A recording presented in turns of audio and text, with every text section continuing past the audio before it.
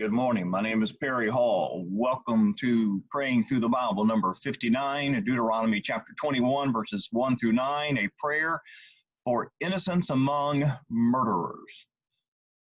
Around 40% of all murders go unsolved in the United States of America. That's 6,000 murders per year where the authorities are unable to solve and bring closure or justice. Now, no doubt these numbers vary from city to city and from year to year.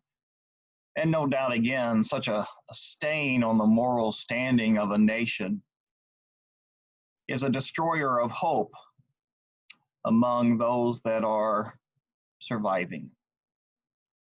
Deuteronomy chapter 21, verses 1 through 9, presents the murder scene, where a victim is found lying in a field. Culpability is unknown, but there is a responsibility that will be taken. The greater stain upon a nation's soul would be when murder is no longer murder and no one cares. Listen to the following sentence and focus on the sadness. Deuteronomy chapter 21, verse 1. If a murder victim is found lying in a field in the land the Lord your God is giving you to possess, and it is not known who killed him, murder, abandonment, shock of discovery, and like almost all murder scenes, who done it is unknown initially. This one, too, goes unsolved. Notice what is, shall I say, defilement within that sentence. Murder in the land the Lord your God is giving you to possess. In a place of grace given by the mercy of God, someone is not shown mercy and takes what is not theirs, an innocent life. Upon discovery of a corpse, the leaders of the nearby cities measure which is the closest, chapter 21, verses 2 through 3. The reason is unstated, but the Mishnah discusses two possibilities. One, to show the nearest city is not guilty of harboring a guilty person living freely among them, or two, to declare the nearest city is not responsible for failing to protect the innocent. Now, once jurisdiction is determined, the city's elders must bring a never-yoked cow to a continually flowing stream, to a place not tilled or sown, and break the cow's neck by the stream, chapter 21, verses 3 through 4. Breaking the neck instead of slitting the throat was considered more shocking. Now, amidst the guilt, we have this setting of purity, unspoiled by humans, symbolizing innocence. The elders will declare and they will pray, our hands did not shed this blood, our eyes did not see it. Lord, wipe away the guilt of your people Israel, whom you redeemed, and do not hold the shedding of innocent blood against them. Chapter 21, verses 7 through 8. The purpose absolves responsibility, purges from themselves the guilt of shedding innocent blood. Sometimes a declaration of innocence is as important as a denunciation of guilt.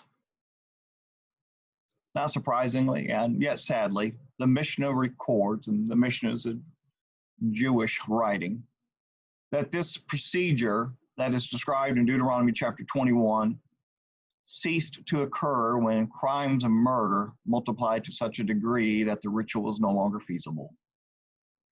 Too many unsolved murders, too much defilement in a land received by grace. Now, admittedly, many deaths are inescapable, especially those of children due to complications of birth and pregnancy. However, there is a stain of killings not called murder. Ancient cultures discarded babies by exposure, Acts chapter 7, verse 19. Modern cultures don't wait until birth. According to the Center for Disease Control, since 1979, the year Roe versus Wade, roughly 60 million legal killings have been performed in the U.S. for the following reasons. 25.9% to postpone childbearing, 21.3% financial reasons, 14.1, issues with their partner. 12.2, they are considered too young or they have objection by their parents or others. 10.8% disruptive to their education or job. 7.9%, they just don't want any children or any more children. Most people who are for abortion cite incest and rape. Did you notice they weren't even listed in the top 5 or 6 reasons why?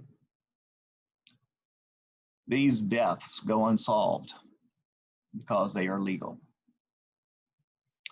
There is a sacrifice, though, that has been made for these actions too, where grace and mercy are found. That's the sacrifice of Jesus. He is waiting. He is waiting for you to solve these deaths through your confession, and you will find mercy and grace.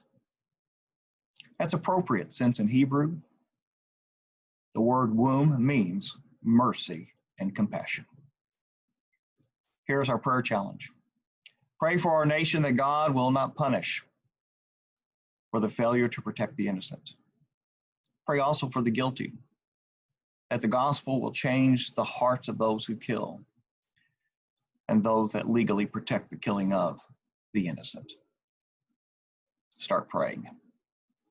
This has been Praying Through the Bible, number 59, Deuteronomy chapter 21, verses 1 through 9, a prayer for the innocents among murderers. This has been a blessing to you. Please share.